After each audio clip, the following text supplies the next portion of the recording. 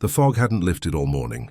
It crawled low across the tarmac, muffling sound, softening edges, making every silhouette look like a ghost. The kind of morning that already felt like an omen. December 1944, northern France. The war was still burning, but for this squadron, it was starting to feel like the flame was running out of air.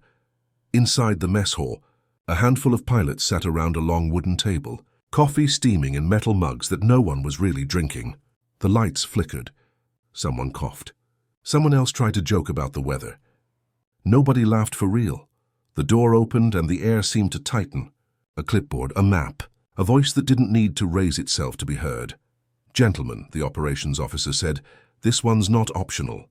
He pinned a map to the wall. Thin red lines cut through enemy territory, across mountains, through a curtain of black flak markers and scribbled X's. At the center, a target circled in blue grease pencil, a fuel depot near Kassel, deep inside Germany. The kind of target the Luftwaffe would never leave unguarded. Someone muttered under their breath. Another just stared. The officer went on. "Intelligence confirms heavy defenses. Multiple 88mm batteries, 2 Jagdgeschwader wings stationed within range. You'll have fighter cover for the first leg. After that, you're on your own." Silence. The kind that stretches too long, where every man begins to feel the weight of his own heartbeat. Finally, someone exhaled. "So it's a trap." The officer didn't disagree. "You take off at 0700, make it count." Chairs scraped the floor. A few pilots laughed again, not because it was funny, but because it was the only way to hide the sound of fear. Thomas Hale didn't laugh. He just watched the map. His hands were folded neatly on the table, eyes tracing the red lines, memorizing distances, elevations, cloud cover, wind direction. While others stared at the danger, he studied the geometry. That was his reputation, calculates instead of feels. No one could deny his skill. He never missed a rendezvous, never overreacted under fire. But he also never chased glory. He was clinical, detached.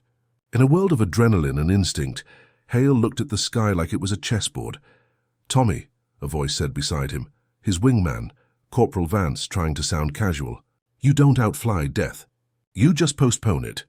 Hale glanced over, half smiling, without warmth. "Then let's make the math work in our favor." Vance shook his head. "You and your numbers." But even as the others filed out, joking about last meals and Lucky Charms, Hale stayed behind a moment longer. His eyes returned to the map. Not the target, but the terrain. Hills, rivers, air currents. To him, the mission wasn't suicide. It was an equation with variables no one else wanted to solve. Outside, the morning was colder than before. Ground crews moved through the mist, checking landing gear, reloading belts, adjusting propellers. Every sound was muted by the fog. A wrench drop, a cough, the low rumble of fuel trucks. Hale walked slowly toward his P-47 Thunderbolt.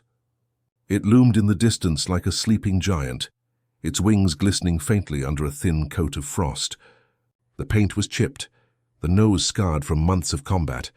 But to Hale it was still beautiful, not for its power, but for its precision. He placed his glove on the metal skin, feeling the chill run through it.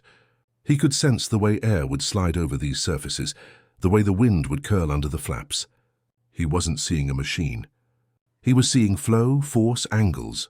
Vance approached, lighting a cigarette with trembling hands. "You think they'll be waiting for us?" Hale didn't answer right away. His gaze was fixed upward, the clouds moving slow, deliberate, like shifting pieces of glass. "They'll be waiting," he finally said. "They always are," a mechanic called from behind. "Pre-flight checks in 5, Lieutenant." Hale nodded, still studying the sky. The fog had started to thin, revealing streaks of pale sunlight.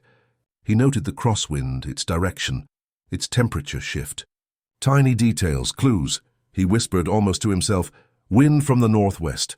Altitude pressure drop. They'll expect us from 30,000. Vance looked puzzled. "What are you thinking?" Hale gave the faintest shrug. "Nothing yet. Just numbers." The base loudspeaker cracked to life. "Eagle Squadron, ready up." Engines in 1 minute. Around them, propellers began spinning. The air filled with the deep mechanical heartbeat of engines coming alive, coughing, roaring, settling into rhythm. The ground trembled. Hale climbed into the cockpit. The seat felt colder than usual.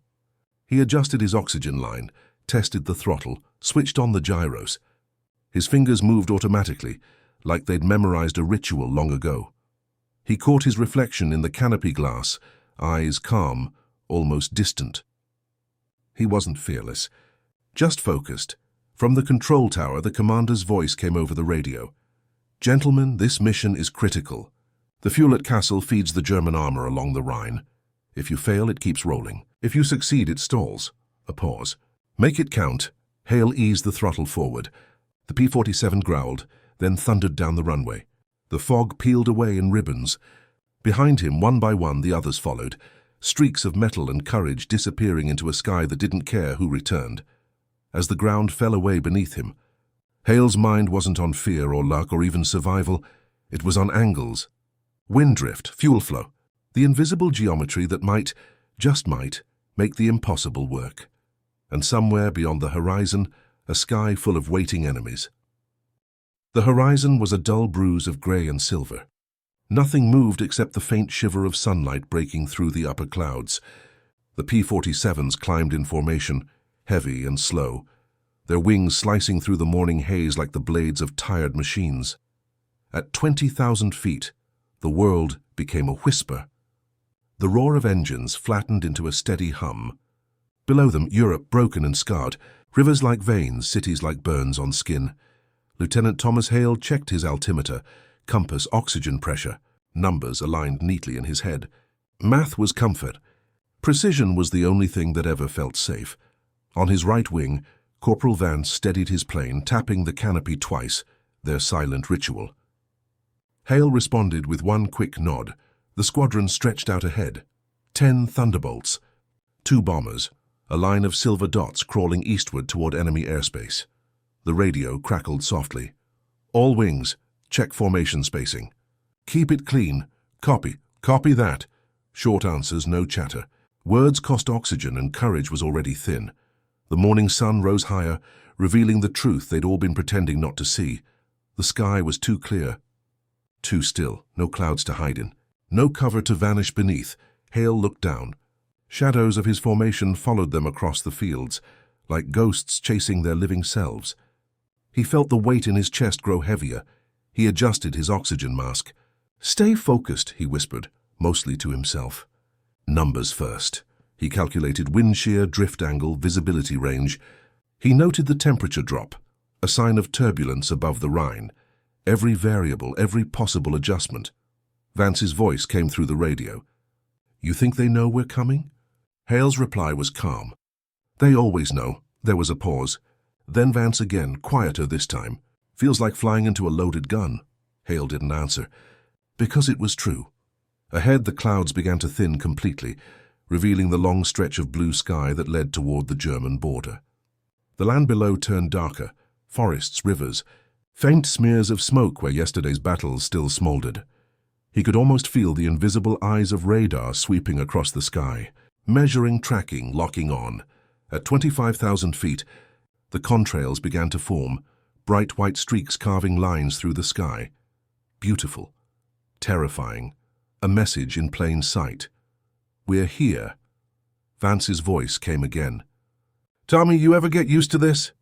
Hale looked across the formation. Silver wings flashing sunlight, the vibration of engine mounts trembling through his seat. "No," he said. "You just learn to measure the fear." A sudden burst of static. Then a voice. The squadron leader. "Enemy radar contact. Multiple returns, high altitude, closing fast. Probably interceptors." Someone cursed under their breath. Another voice. "How many?" "Too many." The air changed. Even through the oxygen mask, Hale could feel it. That tightening. Invisible shift, when every pilot realizes the sky is no longer theirs. He scanned the upper clouds, eyes narrowing against the glare, nothing. Then a flicker. Far ahead, tiny specks at first, growing larger, contrails weaving downward. Sharp, deliberate, like claws tearing through silk. Contact 11 o'clock high. The Luftwaffe was coming. The squadron tightened formation. Engines screamed a little louder. Hale's heartbeat didn't quicken. It slowed. That strange calm he always felt when logic took over. He began counting. Distance, speed, altitude difference, 7,000 feet higher. Approaching fast. 2 minutes to contact. He could almost predict the first attack vector. He knew their habits. The spiral dive from the sun, the crossing burst, the pull-up roll, predictable in their precision. German pilots didn't improvise. They executed. Vance broke the silence. "Tommy, what do we do when they hit?" Hale answered quietly. "We stay steady. We don't play their rhythm." The others didn't reply. The first flak burst exploded below them, a distant black flower blooming in slow motion. Then another. Then 10 more. The bombers held course. Their gunners swung turrets left and right, scanning the empty blue, and then they appeared a dozen Messerschmitts, sleek, dark, hungry, sunlight glinting off wings marked with black crosses. They rolled through the clouds like hawks in perfect coordination. The radio erupted. "Bandits incoming!" "Break left." "Tighten up!" Chaos. But not for Hale. He held his course, eyes fixed, brain dissecting every movement. "They're herding us down," he thought. Force the dive, pick off the stragglers. He'd seen this before, but not this many. Never this close to the border. Another voice panicked. "They're above and behind!" Hale glanced right. 2 Thunderbolts burst into flame, their contrails turning to smoke. "Parachutes opened too low," he said nothing. Inside his cockpit everything was numbers. Distance, drop rate, turning radius. Fear had no room between decimals. He eased the stick slightly forward. The Thunderbolt dipped, cutting through the slipstream. He checked his mirror. Vance still on his wing, eyes wide, the sky erupted. Tracers tore through the air like burning threads. Hale rolled, narrowly avoiding a burst that ripped past his right wingtip. Another explosion below, the one of the bombers hit. Flames spilled out of its fuselage, black smoke trailing like ink across the pale blue. "Vance, keep tight," Hale barked. "Copy!" He could hear the strain in Vance's voice, breathing heavy, clipped, afraid. The radio filled with overlapping shouts. "We're hit!" "Eject! Stay in formation!" Hale's hands moved by memory. No panic, just motion. He was already recalculating. "We can't fight them in this climb. We need drag. We need chaos." He looked ahead, saw the clouds forming low over a ridgeline. His mind turned the view into a graph. "If we can drop into that cover." But before he could speak, another burst of tracers slashed between them. The air shimmered. Hale rolled again, hard, the G-force pressing him into the seat. Vance's plane staggered wing hit, fuel venting into the wind. "Tommy, I'm leaking!" "Hold steady. You can make it. They're all over static." Then silence. Hale looked over. Vance's P-47 was spinning away, smoke trailing, vanishing into cloud. He forced himself not to look again. He could feel the formation collapsing. Radios full of static and chaos. The mission was breaking apart, minute by minute, but in the middle of that ruin, Hale's voice came low and steady over the channel. "Stay level. Don't climb. Follow the math." No one answered. He knew most wouldn't hear him anyway. They were too busy fighting gravity and fear. Ahead, still miles from the target, he saw the last of the bombers holding course, smoke curling from one engine. The mission wasn't over. Not yet, he inhaled slowly. Adjusted the trim.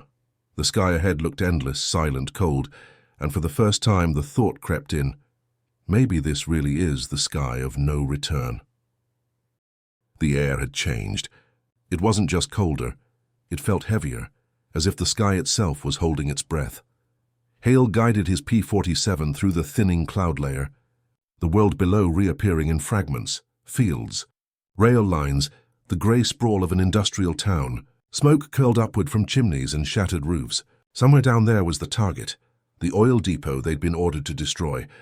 Only 3 planes still followed him, out of 10. Their formation was crooked now, uneven, bleeding altitude. The radio was half dead, voices fractured by static and fear. "Hale, you still got eyes on the bombers?" "Negative," he said. "They're gone." Silence. He adjusted his heading. "East by northeast, 12 minutes to target." He knew it was madness to keep going, but orders were orders, and math didn't include mercy. Below, the ground began to twist, rivers cutting black scars through the frost, roads weaving like veins toward the burning heart of Germany. He scanned the sky again. Nothing moved. The Messerschmitts had vanished. Too suddenly, that was wrong. "They're not retreating," his mind whispered. "They're repositioning." He tapped his altimeter, recalculating in his head. Their climb had been too shallow to shake pursuit.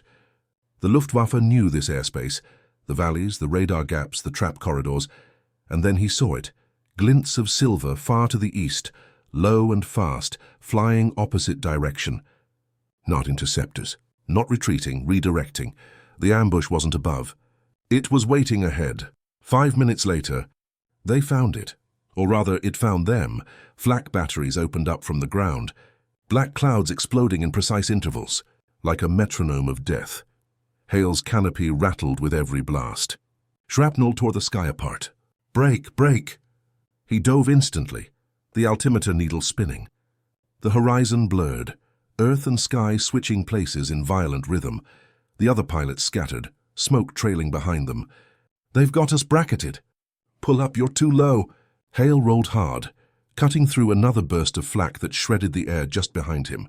His vision narrowed, every sound fading into the deep mechanical hum of his engine. He saw the oil depot below, vast, sprawling, lined with tanks like black coins on grey dirt. This was it, the reason they'd come. Target in sight, he said, voice flat. No one responded. He checked his instruments, half his fuel gone, one gun jammed, stabilizer damaged. Didn't matter. Numbers still lined up. Trajectory clean. He steadied his plane. Arm bombs. The flak intensified, like the earth itself was firing back.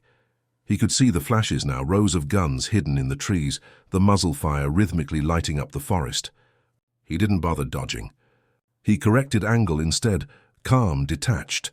Vance's voice flickered in his head. That old line. You don't outfly death, Tommy, you just postpone it. He released the bombs. They fell straight and silent, black dots vanishing into the haze below. Seconds later, light. A pulse so bright it burned through the canopy. The shockwave hit him like a fist. The depot erupted, columns of fire curling upward, turning the sky orange and red. He pulled up sharply, the Thunderbolt groaning in protest. Smoke rolled past his cockpit, thick and oily. He burst through the upper layer into open sky again. But the relief was short, because that's when he saw them. 12 Messerschmitts, dead ahead, waiting, perfectly aligned. The ambush was complete. They came in from above and behind, sunlight flashing off their wings. Hale barely had time to roll before tracers tore across his left side. Metal screamed. A shell ripped through his tail, spinning his plane sideways. He corrected with instinct, rudder, throttle, trim, the P-47 shaking like it might tear apart. "I've got one on me," someone shouted through static. "Brake high," Hale ordered. "Don't climb steady, spiral. Too late." One of the Thunderbolts exploded mid-sentence, debris scattering like embers. Hale cut through the smoke, eyes scanning every direction, up, down, everywhere. The air was full of movement. Death looping, diving, climbing. He didn't see faces, just machines calculate, anticipate, execute. He yanked hard left, letting one pursuer overshoot, then fired a short burst and a clean angle, short lead. The Messerschmitt disintegrated, wings tearing free, one down. He didn't feel satisfaction, only distance. Another dove in behind him. He saw it in the mirror, a black cross growing larger, the muzzle flashes like sparks from hell. He rolled inverted, dived into cloud cover. The world turned white. His altimeter spun wildly. For a moment there was only the hiss of oxygen and the sound of his own breathing. He broke through the lower layer, barely 100 feet above the tree line. Trees blurred past beneath him, dark, skeletal. Bullets tore into the ground behind him, dirt kicking up like rain. He pulled the stick back, rising just above the canopy. The Messerschmitt followed, at too close distance, 180 yards. Time to intercept, 1.3 seconds. He waited until the last possible heartbeat, then cut throttle, pitched up and rolled sideways. The German overshot. Hale fired. Short controlled bursts hits engine smoke. The fighter snapped right, then plowed into the forest below, vanishing in a brief flash of orange. For a second, only silence again. Then another burst of tracers streaked past his canopy. He climbed hard, lungs burning, the sky trembling around him. He was alone now. He knew it not because of the radio, which was silent, but because the air had grown empty. No contrails. No allies, just Hale and the sky and the enemy. A voice broke through the static, faint, half-broken. "Command. This is Red Leader. Target destroyed. Heavy losses." It was Hale. He didn't remember pressing the transmit button. No reply. Only white noise. He leveled out at 5,000 feet. His gauges were dying. His right aileron half gone. The clouds above were tinged red by the burning oil depot.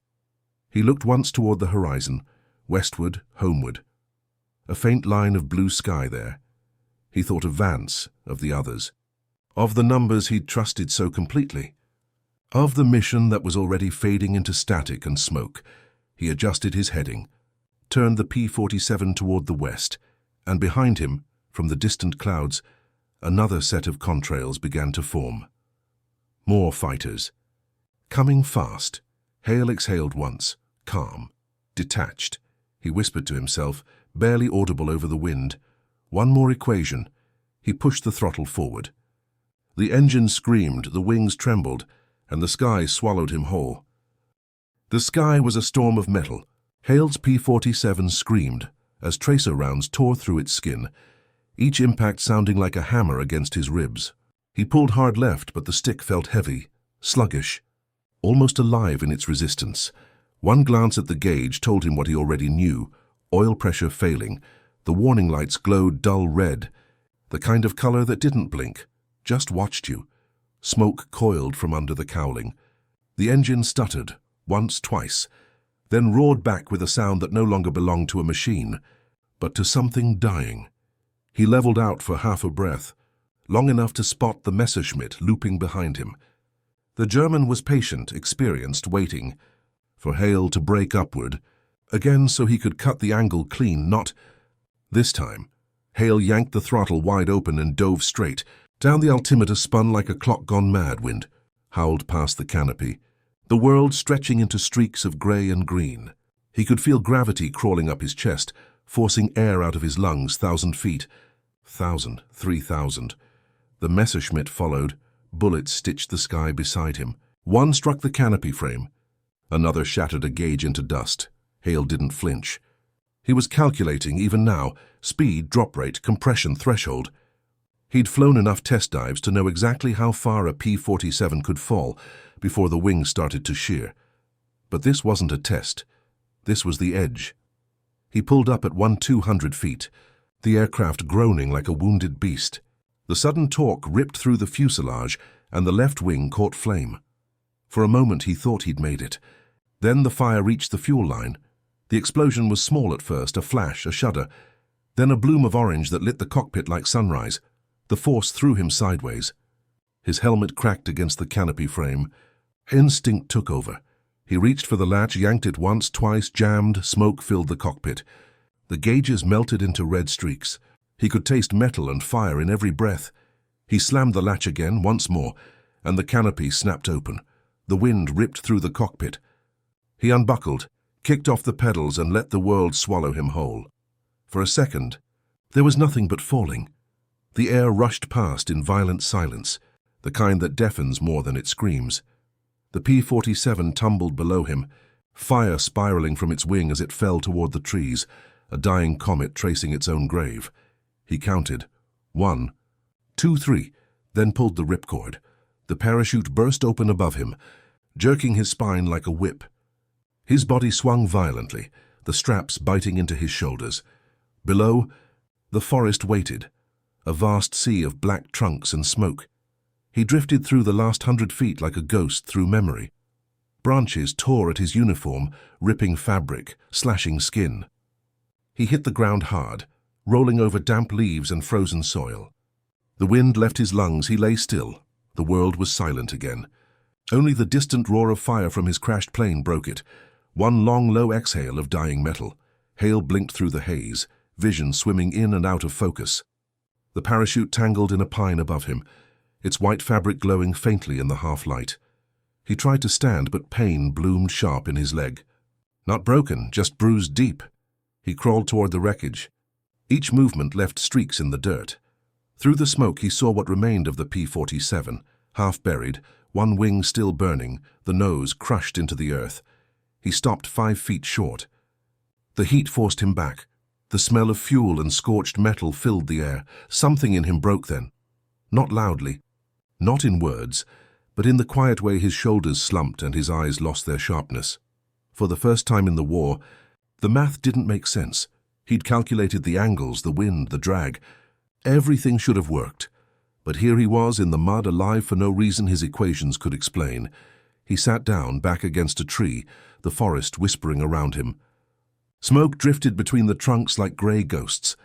Above him, through the gaps in the branches, he could still see the sky, empty now. Silent. He thought of his squadron, Vance, the others. Gone. All gone. For a long moment, he said nothing, then quietly, half to himself, half to the cold air, he muttered, "We made it count." The words didn't sound heroic. They sounded tired. He opened the small pocket on his flight jacket, pulling out a folded photograph, a squadron group shot from weeks ago. 10 men smiling under a winter sun. He stared at it for a long time, thumb brushing over faces that no longer existed. Then he folded it back, tucking it against his chest like a secret. Somewhere to the east, an engine echoed faintly, a distant circling hum. German patrol, maybe. He doused his parachute under leaves, dragged himself toward the deeper woods. Each step sent pain shooting through his leg. But he didn't stop. He found a small clearing and collapsed there, chest heaving, the cold seeping into his bones. The flames behind him glowed faintly through the fog, marking the grave of his plane. The fire of the title wasn't just the burning wreck, it was what had survived inside him. A spark that shouldn't have but did. And as he lay there, half-conscious, that thought settled in like frost. He had done the impossible. He had survived the ambush, destroyed the target, and lived. But the cost wasn't measured in bombs dropped or enemies downed. It was measured in silence, and in that silence, Hale finally understood the one thing no briefing had ever taught. Sometimes the mission doesn't end when you land. Sometimes the mission starts when everything else has fallen. The forest didn't sleep. Even after the fire died, the air still crackled, not with sound but with memory. Every leaf seemed to whisper what it had seen, the crash, the flames, the fall of a man from the sky. Thomas Hale moved through that whispering dark, one slow step at a time. The pain in his leg had settled into a steady, rhythmic ache, the kind that never screamed, only reminded. His flight suit was torn at the knees, his gloves slick with soot and dried blood. The cold bit through every seam. He had no compass, no radio, no map, only direction by instinct, west. Toward home. He'd walked for hours without realizing it, guided by a faint, unshakable geometry in his mind. The stars, the slope of the terrain, the angle of moonlight on frost. Numbers still whispered to him even here, though their certainty was fading. He passed through the wreckage of a field, what might once have been a farm. The farmhouse was nothing but charred ribs of wood and the scent of old smoke. A broken cart lay on its side, wheels half buried in mud. He crouched behind a low wall and waited, listening. From the distance came the low growl of engines, a German convoy maybe 2 miles away. Trucks, not tanks. Supply movement. Their rumble faded after a minute, swallowed by fog and forest. Hale exhaled slowly. He couldn't afford light or warmth or noise. Only movement. He found a stream and followed it downstream, knowing it would lead toward a village or rail line eventually. His reflection in the water startled him, pale, hollow-eyed, the face of someone who'd already outlived his luck. Every step forward felt like defiance. By dawn, the forest thinned into open fields. Frost glimmered across the grass like powdered glass. He saw a small farmhouse in the distance, this one still standing. A plume of thin smoke rose from its chimney. He hesitated. It could be safe. Or it could be the end. He watched for a long time before moving closer, crawling low through the brush until he reached a fence. He waited again. No uniforms, no vehicles, just a quiet hum of life inside. He approached the door, slow, careful, and knocked once. The sound felt absurd in the middle of enemy country, polite, almost civilized. After a long pause, the door opened. An elderly woman stood there, wrapped in a shawl, eyes sharp with fear and recognition. She saw the flight suit, the insignia, the foreign face. Hale raised his hands slightly. Ich, kein Soldat. No fight, he said, his German broken and clumsy. She didn't answer, just looked past him toward the horizon. Then she stepped aside, motioning him in. Inside, the air was warm, thick with the smell of bread and wood smoke. A crucifix hung above the doorway. A small radio sat silent on a table. The woman pointed to a chair. Hale sat. She disappeared briefly, then returned with a tin cup of water and a scrap of bread. He drank, then tore the bread slowly, carefully, as though it might vanish if he rushed. She finally spoke, her voice low and rough. "Americana?" He nodded. "Crash?" He nodded again. She studied him for a long moment, then crossed herself, muttering something in German he didn't catch, a prayer maybe, or a curse. She gestured toward his leg. He looked down, blood seeping through the fabric again. She fetched a small basin and began cleaning the wound in silence. Her hands were steady, practiced, unafraid. When she finished, she said quietly, "You go tonight. Too dangerous here." He wanted to thank her, but his voice caught. He only managed, "Why help me?" She didn't look up. "My son," she said. "Pilot Russia, not come back." That was all. Night returned before he could rest. She gave him a heavy coat, worn brown with no markings, and a small bundle of food. "Follow the river west," she whispered. "No roads." "No light." He hesitated at the door. The air outside was colder now, sharper. "Danke," he said softly. She gave a small nod. "All men fall," she murmured. "Only few get up." Then she shut the door. The forest swallowed him again. He walked through the night, guided by the distant murmur of the river. Each sound, an owl's call, a breaking branch, struck like thunder. Twice he froze at the sight of moving lights between the trees, German patrols, rifles slung over shoulders, boots crunching frost. He pressed himself into the earth, breath held until the sound faded. He no longer thought about mission reports, target coordinates, or orders. He thought only in shapes, tree lines, distances, light and dark. The world had become mathematics of survival. He reached the river by dawn. Its surface mirrored the first grey light of morning, thin fog curling along its banks. He crouched to drink, the cold burning his throat. That's when he saw it, across the water. Half hidden in reeds, a crashed plane. German markings. Messerschmitt, the same kind that had tried to kill him. It was twisted. Half buried, the pilot's seat shattered. No body, just fragments of metal and a single torn glove still caught on the control stick. He stared at it for a long time. Enemy or not, he felt something like kinship. Two men from different skies, both falling to the same earth. He stepped closer, touched the scorched wing and whispered, almost involuntarily, "You postponed it too." He followed the river until sunset. Hunger gnawed at him, but he rationed every bite the woman had given. When night fell again, he found shelter beneath a small stone bridge. He built no fire, just wrapped himself in the coat and watched the frost gather on the stones. Above him, the sky stretched infinite and cold. He thought of home, of training fields in Texas, the sound of engines, the laughter before missions. He thought of Vance again, the man who believed Hale's math was a curse. Now crawling through mud and silence, he finally understood what Vance had meant. You can't outfly death, but you can outlast it, and somewhere in that difference life hides. The next morning a faint sound stirred him, the rumble of trucks, close this time. He peered through the cracks of the bridge. German soldiers again, hauling crates moving west. Retreating, maybe. He watched them pass, heart pounding. When the last truck disappeared down the road, he climbed from hiding and looked west. Beyond the next ridge lay another forest, another line of uncertainty. But also, maybe, in the front. He took a slow breath, the cold air filling his lungs, and whispered to himself, almost home. Then he started walking again, not as the cautious strategist who once studied clouds and angles, but as something rawer, a man who had learned to calculate hope. The sixth morning was colder than the rest. Frost clung to every blade of grass, every edge of his coat. His breath came out in quiet bursts that drifted into the grey. Thomas Hale had stopped counting miles 2 days ago. The river he'd followed was thinner now, trickling between stones, curling west through rolling farmland. Beyond the horizon, faint echoes of artillery pulsed through the air like distant thunder. That was his compass now. The sound of the war moving west.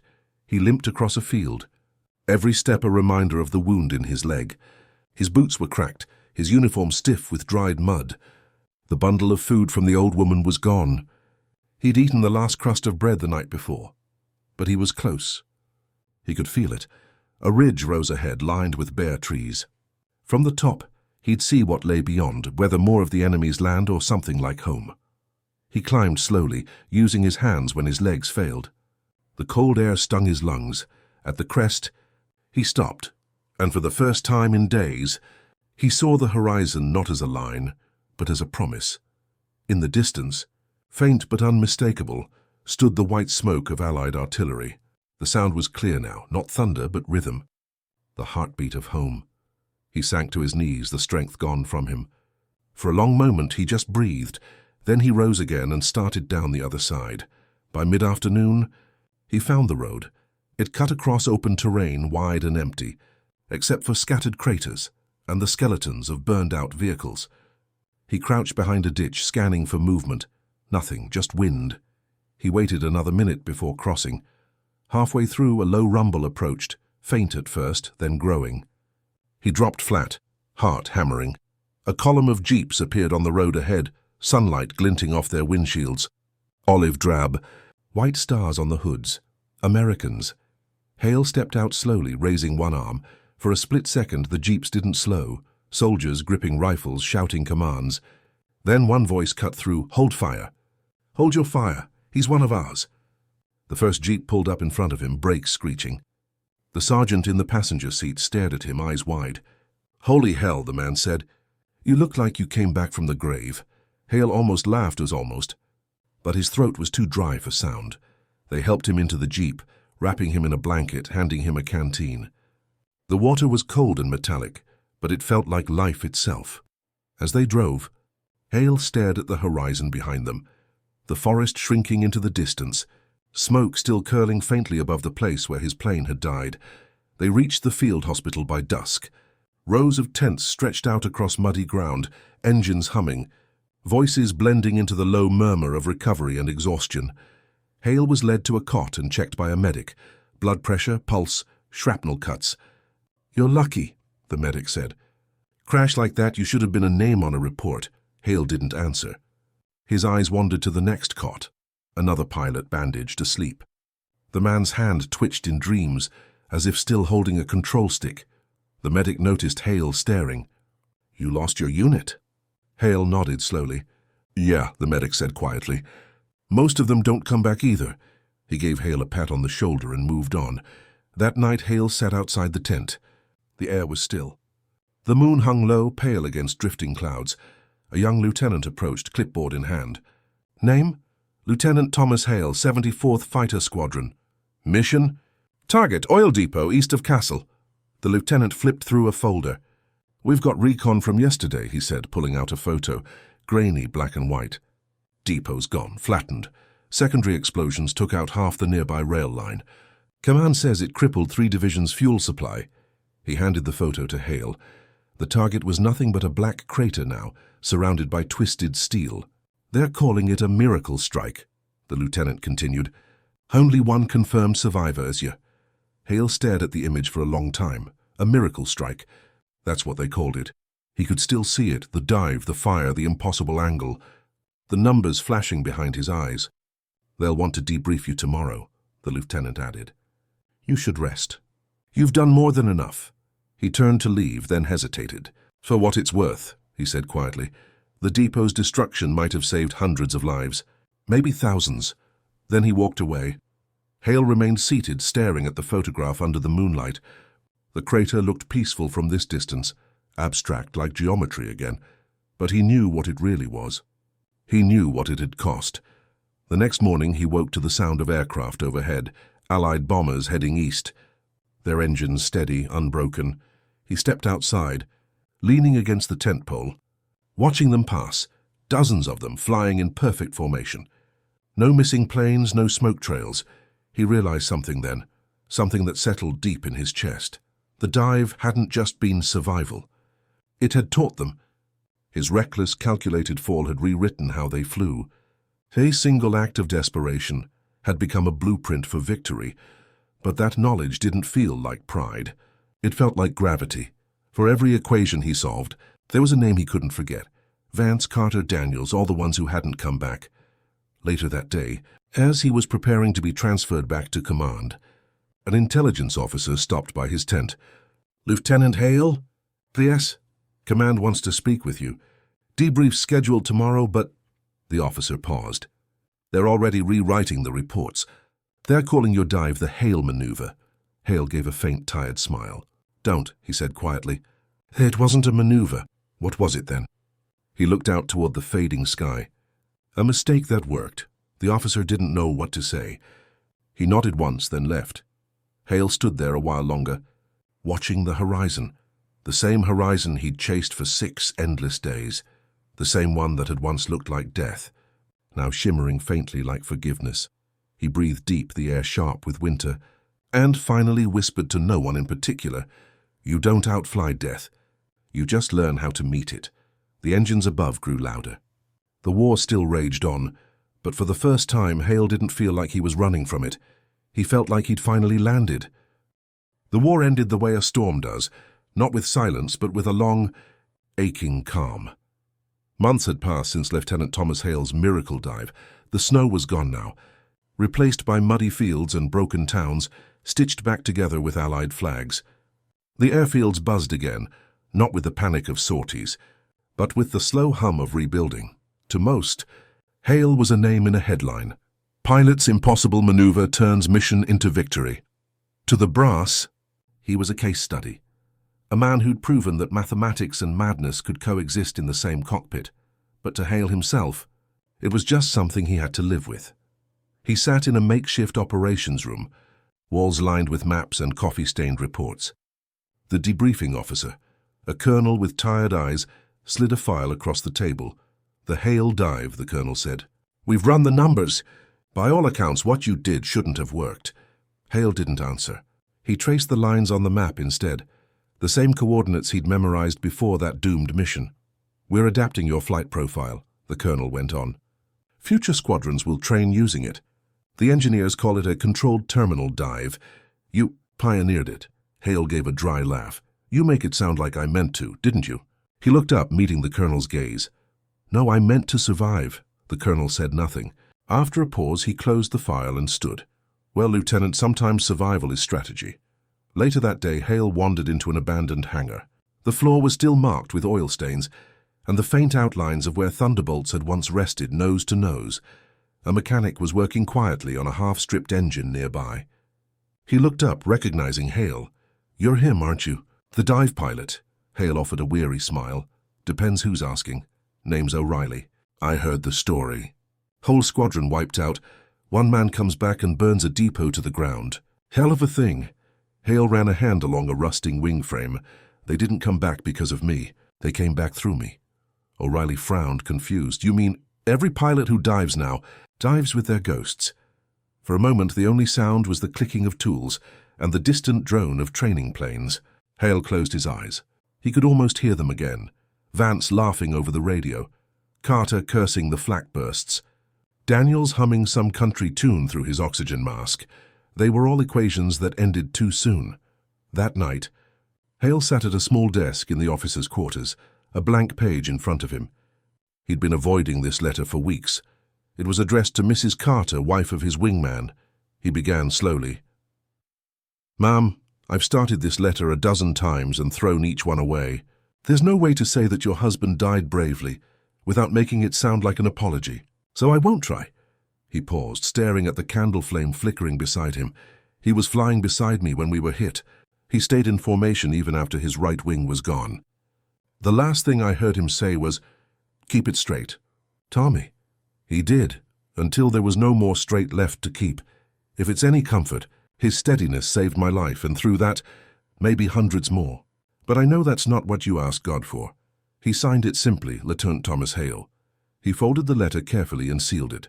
When he blew out the candle, the darkness felt earned. Weeks later, Hale stood before a group of young pilots at a newly established training school. A blackboard behind him was filled with flight diagrams, angles, velocities, airflow vectors. "The dive works," he told them. "But it works once. You don't fly it for glory. You fly it because there's no other way." One cadet raised his hand. "Sir, what were you thinking in that moment?" Hale considered it. "That I was already dead," he said quietly. "And if I was wrong, then someone else got to live." The room went silent. He let the words hang there before turning back to the chalkboard. Every dive, every roll, every turn, It's all math. But war isn't. The numbers never account for what you lose when they work. He set the chalk down and left the room.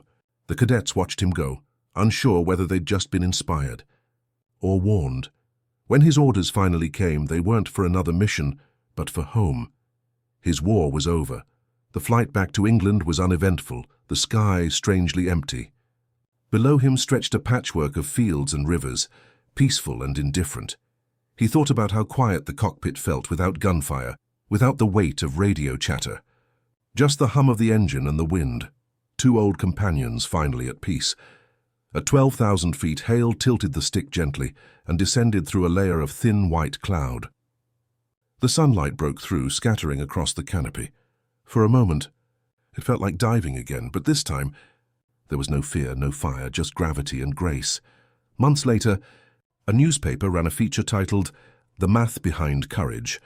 It spoke of the Hale dive, the tactic that saved countless bombers in later missions.